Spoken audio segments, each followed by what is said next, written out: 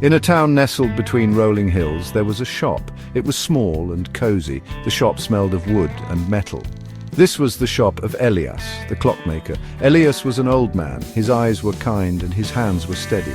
He could fix any clock. People in town loved him. He was always kind and had time for everyone.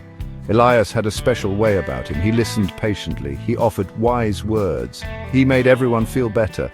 Elias was a true friend to the town. Among all the clocks in Elias's shop, one stood out. It was a golden clock, intricate and beautiful. It sat on a shelf, silent and still. The golden clock didn't work. Why doesn't it work? People would ask Elias. It will tick when it finds a story to tell, he would say with a smile. No one understood what he meant. Years passed. The golden clock remained silent. It seemed like it would never find its story. Elias didn't seem to mind. He kept it company, dusting it every day. One day a young girl named Lillian walked into Elias's shop. She was curious. Her eyes sparkled with wonder. She looked at all the clocks. Then she saw the golden clock.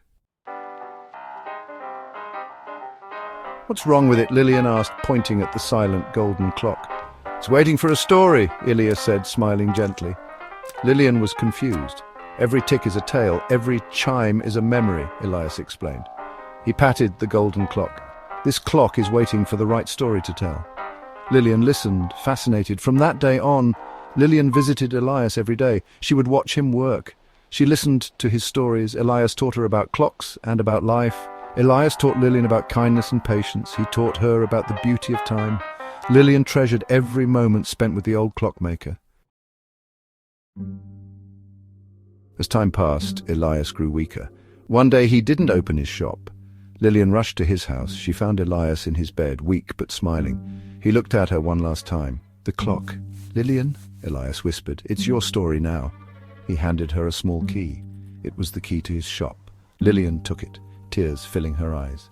Elias closed his eyes. He was gone. At that moment, something magical happened. The golden clock in the shop chimed.